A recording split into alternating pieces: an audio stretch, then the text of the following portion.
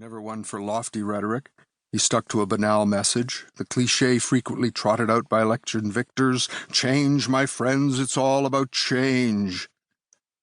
In this case, however, they were words that Canadians would have been well advised to heed. On this day, while there was no palpable sense of a dramatic turn, voters had conferred power on a decidedly different party, a substantively different man, a long-excluded region. In making Stephen Harper Canada's 22nd Prime Minister, they had ventured, arguably for the first time in their history, outside the mainstream, beyond the broad middle of the political spectrum where the country's consensus resided.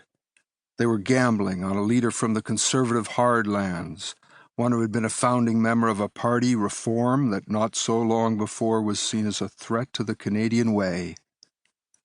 Third parties, whether on the left or the right, had been around through most of the nation's history, but Canadians, a cautious lot in selecting their governments, had always kept them on the periphery of power.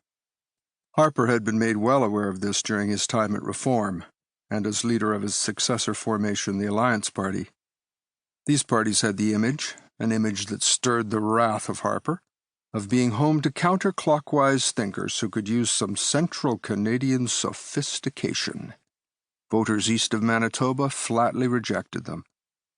But he found a way around the barrier. In December 2003, his Alliance Party amalgamated with the more traditional Progressive Conservatives, giving it credibility as part of a big tent political formation. The merger was a ruse of sorts. This was no equal partnership. The merged party had 5 times as many Alliance MPs as old Tory ones. In the election before this merger, the Alliance Party had won 66 seats. The Tories only 12.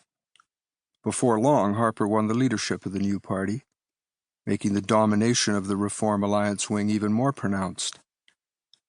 This wasn't so much a merger as the Alliance Party's annexing of an auxiliary group. Viewing what was transpiring, members of the old Tory party, members like Scott Bryson, could see that the deck was stacked against them. Shortly before the merger was signed, Harper had invited Bryson to his Stornoway residence, where he told him he liked his thinking on economics and wanted him to play an important role in the new party. When Bryson raised the issue of gay rights, it became clear to him which of the two parties would be running things. Harper told him that social conservatism was a large part of his support base and was here to stay. A short time later, Bryson, who appreciated Harper's frankness, crossed the floor to the Liberals.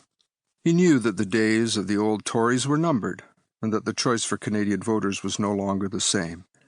The country's political culture was shifting. Some were comfortable calling these new Conservatives by the old Tory name, but this was hardly the party of John A. Macdonald, Robert Borden, John Diefenbaker, or Brian Mulroney. This prairie-driven breed was more hard-edged on questions of law and order, a strong military, social conservatism. They believed more in survival of the fittest than they did in big government, and they saw the world in the context of a clash of civilizations.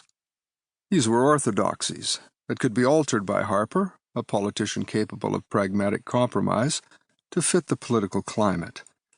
But the instincts were in place, and if given the opportunity, they would be exhibited.